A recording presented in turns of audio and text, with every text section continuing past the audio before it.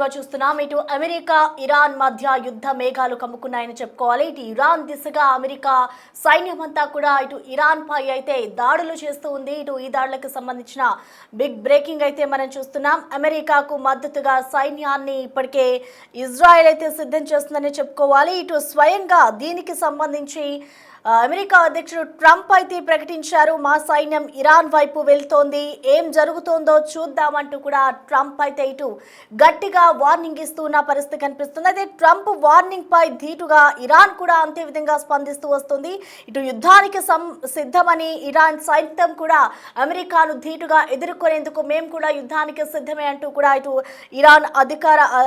Iran కూడా ఆ విధంగానే ప్రకటిస్తున్న పరిస్థితి మనం చూస్తున్నాం. అయితే ఇరాన్ వైపు అమెరికా ఫైటర్ జెట్లు అయితే వెళ్తూ ఉన్నాయి. అయితే యుద్ధ నౌకలు, మిసైల్ వ్యవస్థలు, జలాంతర్గాములు ఇటు అమెరికాకు మద్దతుగా సైన్యాన్ని సిద్ధం చేస్తుంది ఇజ్రాయెల్. అతి భారీ విమానాలైన C-17 సైతం ఇరాన్ వైపు పయనం చేస్తున్న దృశ్యాలు మనం చూడొచ్చు. సో మొత్తానికి చూసుకోవచ్చు, ఇటు ఇరాన్ పై అయితే యుద్ధ మేఘాలు కమ్ముకున్నాయని చెప్పుకోవాలి. అమెరికా అలాగే ఇరాన్ మధ్య ఒకరిపై ఒకరు అయితే దాడులు చేసుకున్న దృశ్యాలను చూడొచ్చు. ఇటు దీనికి సంబంధించి అమెరికా అధ్యక్షుడు ట్రంప్ కూడా ఒక ప్రకటన విడుదల చేశారు, మా సైన్యం ఇరాన్ వైపు వెళ్తోంది, ఏం జరుగుతోందో చూద్దామంటూ కూడా ట్రంప్ గట్టిగానే వార్నింగ్ ఇస్తున్నారు. అయితే ట్రంప్ వార్నింగ్కి ఎక్కడా భయపడకుండా ఇరాన్ కూడా అంతే ధీటుగా స్పందిస్తూ వస్తోంది. ఇటు ట్రంప్ వార్నింగ్ పై అయితే ఇరాన్ ధీటుగా స్పందించిందని చెప్పుకోవాలి. యుద్ధానికి మేము కూడా సిద్ధమే అంటూ కూడా ఇటు ఇరాన్ సైన్యం ప్రకటిస్తుంది. అయితే యుద్ధ నౌకలు, మిసైల్ వ్యవస్థలు, జలాంతర్గాములను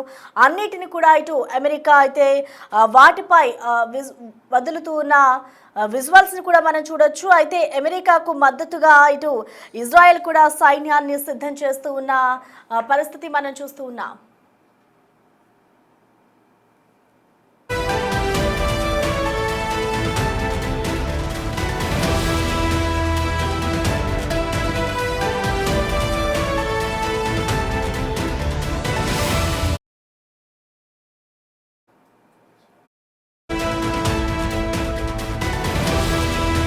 ఇటు యుద్ధ మేఘాలు కమ్ముకున్నాయి. ఇటు ఇరాన్ దిశగా పెద్ద ఎత్తున అయితే అమెరికా సైన్యం మిసైళ్లను వదులుతున్న దృశ్యాలు మనం చూడొచ్చు. ఇటు అమెరికా ఏదైతే ధీటుగా ఇరాన్ పై యుద్ధానికి సంబంధించి ట్రంప్ ప్రకటన చేస్తారో దానికి సంబంధించి కూడా ఇరాన్ అంతే విధంగా ధీటుగా ఎదుర్కొనేందుకు మేము కూడా యుద్ధానికి సిద్ధమే అంటూ కూడా ఇరాన్ ప్రభుత్వం కూడా ఇటు అమెరికాకు ధీటుగా చెప్తున్న సమాధానాన్ని కూడా మనం చూస్తున్నాం. ఓవరాల్గా ఈ యుద్ధానికి సంబంధించిన మోర్ డీటెయిల్స్ని మా అసిస్టెంట్ ఎడిటర్ రామ్ దాస్ మనకి అందుబాటులో ఉన్నారు. రామ్ దాస్,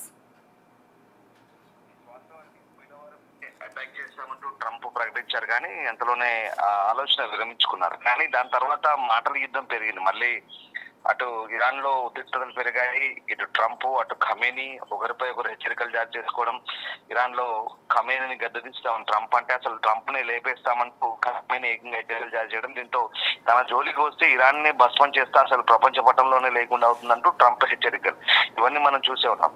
ఈ నేపథ్యంలో మళ్ళీ ఇప్పుడు ఇరాన్ సమీపంలో అమెరికా తన సైనిక ఉనికిని పెంచడం ఏదైతే ఉందో ఈ పరిణామాలన్నీ కూడా ఇరాన్ పై అమెరికా ప్రత్యక్ష దాడికి పాల్పడబోతుందనే సంకేతాలు అయితే చాలా క్లియర్ గా కనిపిస్తున్నాయి. ఇప్పటికే ఇరాన్ వైపు తమ సైన్యం కదులుతుందంటూ ట్రంప్ బహిరంగ ప్రకటన చేశారు. అందుకు అనుగుణంగా అమెరికా వాహక నౌక అబ్రహం లింకన్ అలాగే F-12E జెట్ ఫైటర్స్ ఇరాన్ సరిహద్దులకు తరలించినట్టు తెలుస్తుంది. అమెరికా స్థావరాలపై దాడులు జరిగితే ప్రతీకారం తీర్చుకుంటామంటూ ట్రంప్ హెచ్చరిస్తున్న పరిస్థితి. అదే సమయంలో ఇరాన్ నాయకత్వంపై కానీ ఏదైనా దాడి జరిగితే యుద్ధం తప్పదంటూ ఖమేనీ కూడా హెచ్చరిస్తున్న పరిస్థితి. At the same time American air base కానీ ఇజ్రాయెల్ వైపు కానీ తీవ్రమైన దాడులు ఉంటాయంటూ ఆయన హెచ్చరిస్తున్న పరిస్థితి కనబడుతుంది.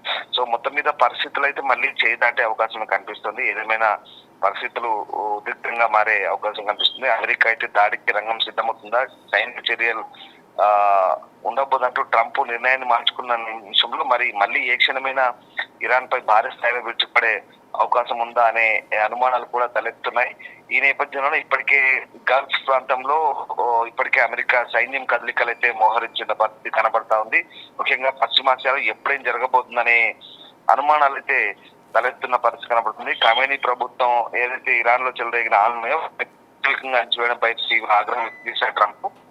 దీంతో ఆందోళనకారులకు సహాయం చేస్తామంటూ help is on the way అంటూ ఎప్పటికే ప్రకటించారు, కానీ అది చేయలేకపోయారు. కానీ దీంతో ట్రంప్ విరమించుకున్నారనే మాటలు వచ్చాయి. కానీ తర్వాత ఉన్న ట్రంప్ చేస్తున్న ప్రకటనలు అయితే ఇప్పుడు మళ్ళీ దాడులు జరగబోతాయనే అంశానికి బలం చేకూర్చినట్టు కనబడుతుంది. దానికి తగ్గట్టుగా యుఎస్ఎస్ అబ్రహం లింకన్ అలాగే యుద్ధ విమాన వాహక నౌకలు భారీ స్థాయిలో ఈ గల్ఫ్ వైపు వెళ్లడము, ఇవన్నీ పరిస్థితిని క్షుణ్ణంగా పరిశీలించడం, దాంతో పాటు దావోస్ మీటింగ్ ఏదైతే అయిందో దాని తర్వాత అమెరికాకి తిరిగి వెళ్తూ ఎయిర్ ఫోర్స్ 1 లో ట్రంప్ మీడియాతో మాట్లాడారు. పశ్చిమాసియా వైపు చాలా వాహక నౌకలు వెళ్తున్నాయని చెప్పాడు. సో ఇవన్నీ కూడా దీన్ని ఎంత మొత్తం వ్యవహారాన్ని గమనిస్తే కనుక ఖచ్చితంగా ఏదో ఒక క్షణంలో దాడి చేసే అవకాశం తెలుస్తుంది. అండ్ మోర్ ఓవర్ ఇప్పటికే దాదాపు ఆందోళనలో దాదాపు వేల సంఖ్యలో జనాలు మరణించినట్టుగా ఇరాన్ లో ఇప్పటికీ హ్యూమన్ రైట్స్ సంస్థలు ప్రకటించిన నేపథ్యంలో ఖచ్చితంగా చర్య తప్పదనేది వాస్తవం. అలాగే ఈ అబ్రహం లింకన్ తో పాటు దానికి అనుబంధంగా ఉండే యుద్ధ నౌకలు పోయినాయి. అలాగే జలాంతర్గాములు సబ్మరైన్స్ కూడా ఆ ప్రాంతంలో 2-3 రోజుల క్రితమే దక్షిణ చైనా సముద్రం నుంచి గల్ఫ్ వైపు ప్రయాణించడం తెలుస్తుంది. ఇప్పటికే అవన్నీ కూడా మలక్కా జలసంధిని దాటి ఇరాన్ వైపు టార్గెట్ గా వెళ్తున్నట్టు తెలుస్తుంది. ప్రస్తుతం నౌకలన్నీ కూడా హిందూ మహాసముద్ర ప్రాంతంలోనే ప్రవేశించాయి. 1-2 రోజుల్లో ఈ పర్షియన్ గల్ఫ్ ప్రాంతానికి చేరుకోబోతున్నాయి. గల్ఫ్ ఆఫ్ ఈడెన్ అలాగే ఆ ప్రాంతంలో దరిదాపుల్లో ఇరాన్ కు దగ్గరగా టార్గెట్ పెట్టినట్టుగా తెలుస్తుంది. ఇంకా నౌకపై F-15E, F-30C, F-V-18 వంటి ఫైటర్లు, జెట్ ఫైటర్ ప్రస్తుతం సిద్ధంగా ఉన్నట్టు తెలుస్తుంది. మరోవైపు ఈ వెనిజులా అధ్యక్షుడిని ఎత్తుకొచ్చే ముందు కరేబియన్ సముద్ర ప్రాంతంలో మోహరించిన బలగాల్లోని C-17 హెర్క్యులస్ రవాణా విమానాలు, పేట్రియాట్ థర్డ్ క్షిపణి వ్యవస్థలు ఏవైతే ఉన్నాయో అవన్నీ కూడా మళ్ళీ ఇప్పుడు ఇరాన్ వైపు తరలిస్తున్నట్టుగా తెలుస్తుంది. సో మొత్తం మీద అంటే ఈ బలగా ఇప్పుడు మనం చెప్పినటువంటి ఆయుధాలు, యుద్ధ సామాగ్రి, ఈ విమానాలు, ఫైటర్ జెట్లు ఇవన్నీ ఏవైతే ఉన్నాయో అవన్నీ కూడా gulf of Oman, gulf of Malacca జలసంధి దాటి హిందూ మహాసముద్రం నుంచి నేరుగా ఇరాన్ వైపు అయితే టార్గెట్ గా వెళ్తున్నాయి. పక్కాగా దాడి జరగబోతుందనే సంకేతాలు అయితే దీన్ని బట్టి మనకు అర్థమవుతుంది. బలగాల మోహరింపు భారీ స్థాయిలో ఏది కనబడలేదంటూ ప్రకటించినప్పుడు కూడా తాము శాటిలైట్ చిత్రాలను పరిశీలించాము, అమెరికా ఎయిర్ బేస్ లో యుద్ధ విమానాల మోహరింపు కనబడలేదని చెప్తున్నప్పుడు కూడా ఇవన్నీ 1-2 రోజులు అక్కడ చేరుకోబోతున్నాయనే వార్తలు వినిపిస్తున్నాయి. సో హిందూ మహాసముద్రం నుండి డియోగో గార్సియా స్థావరంలో మాత్రం B-2 బాంబర్లు, యుద్ధ విమానాలు ఉన్నాయంటూ కూడా కొన్ని వెబ్సైట్లు చెప్తున్నాయి. సో ఈ బలగాలు దాడికి సిద్ధం కాబోతున్నాయంటూ వార్తలు వస్తున్న నేపథ్యంలో మరి నిజంగా ఏం జరగబోతుంది, అమెరికా ఇరాన్ పై దాడికి సన్నద్ధం అవుతుందనే సంకేతాలు అయితే మనకి ఇప్పుడు కనిపిస్తున్నాయి. సో ఇప్పటికీ ఇరాన్ వైపు తమ సైన్యం పెద్ద ఎత్తున కదులుతుందంటూ ఈ దావోస్ మీటింగ్ నుంచి ట్రంప్ ఏకంగా ఎయిర్ ఫోర్స్ 1 విమానంలోనే అనౌన్స్ చేయడం బట్టి చూస్తుంటే ఖచ్చితంగా ఏ క్షణమైనా అమెరికా దాడి చేయబోతుంది. ఒకవేళ అమెరికా ఇంకా దాడి చేస్తే అమెరికన్ స్థావరాలపై ప్రతీకారం తీర్చుకుందామంటూ అటు ఇరాన్ కూడా హెచ్చరిస్తుంది. అట్లాగే ఇప్పుడు ఇజ్రాయెల్ కూడా అప్రమత్తం అవుతుంది. ఎందుకంటే ఒకవేళ అమెరికా కనుక దాడి చేస్తే కేవలం అమెరికా ఇరాన్ మధ్య కాదు, ఇది ఇజ్రాయెల్ వైపు కూడా దాడికి దిగే అవకాశం ఉంది ఇరాన్. సో ఇజ్రాయెల్ కూడా తమ పౌరులకు ఇప్పటికే హెచ్చరికలు జారీ చేసింది. ఎప్పుడు ఏ క్షణమైన ఏదైనా జరగవచ్చు, అప్రమత్తంగా ఉండమని చెప్తున్న పరిస్థితి. బంకర్ లో కూడా సిద్ధంగా ఉండండి అవసరమైతే వెళ్ళడానికి అని చెప్పేసి. సో అందుకు అనుగుణంగా ఇప్పుడు ఇజ్రాయెల్ కూడా ఈ దాడి ఎప్పుడు జరిగినా కూడా ఇజ్రాయెల్ పౌరులు అప్రమత్తంగా ఉండాలంటే అక్కడ ప్రభుత్వం కూడా హెచ్చరిస్తున్న పరిస్థితి కనబడుతుంది. సో ఏదేమైనా అంటే వాస్తవానికి ఇదంతా కూడా వ్యవహారం డిసెంబర్ 28 నుంచి ఇరాన్ లో నిరసనలు వెల్లువెత్తాయి. కరెన్సీ పడిపోవడం, ఆర్థిక మాంద్యం, ధరలు పెరిగిపోవడం, అవినీతి పాలన, మతాధికారుల నిర్బంధ పాలన, ఇవన్నీ కూడా అక్కడ ప్రజలకు విసుగు చెంది వేలాది మంది, లక్షలాది మంది ఇరాన్ వ్యాప్తంగా అన్ని నగరాలు దాదాపు 180 పైగా నగరాల్లో నిరసన ప్రకటించారు, ఆందోళన చేశారు. అది పెద్ద ఎత్తున హింసకు దారితీసింది.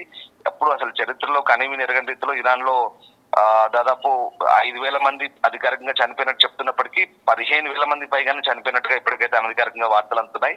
ఇంత పెద్ద ఎత్తున ఈ హింస జరగడం ద్వారా అక్కడ ప్రభుత్వాన్ని గద్దెదించాలంటూ ప్రజలు చేస్తున్న నేపథ్యంలో రజా పహ్లావి ఎవరైతే ఉన్నారో అమెరికాలో చివరి రాజకుమారుడు 1979 ఉన్నటువంటి ఆ రాజకుమారుడు మళ్ళీ తిరిగి వస్తానని అనౌన్స్ చేయడం, ట్రంప్ కూడా మీరు నిరసన చేయండి నేను మీకు మద్దతుగా ఉంటాను చెప్పడంతో పెద్ద ఎత్తున ప్రాణాలు తీసుకునే దాకా వెళ్ళింది, పెద్ద ఎత్తున గొడవలు అయ్యాయి. సో ఇప్పుడైతే ఖచ్చితంగా పరిపాలన మారాలి అంటూ ఇంకా ప్రజలు అది ప్రస్తుతం నివురుగప్పు నిప్పులా ఉంది. ఎప్పుడు ఏ క్షణమైనా మళ్ళీ అది బర్స్ట్ అయ్యి ప్రజలంతా మళ్ళీ వీధుల్లోకి వచ్చే అవకాశం ఉంది. కాబట్టి ఖచ్చితంగా అమెరికా దానికి తగ్గట్టు ఇప్పుడు చర్యలకు పూనుకోబోతుందనే వార్తలు కనిపిస్తున్నాయి. At the same time Israel కూడా అనూహ్యంగా యుద్ధానికి సిద్ధమవుతున్నట్టుగా తెలుస్తుంది.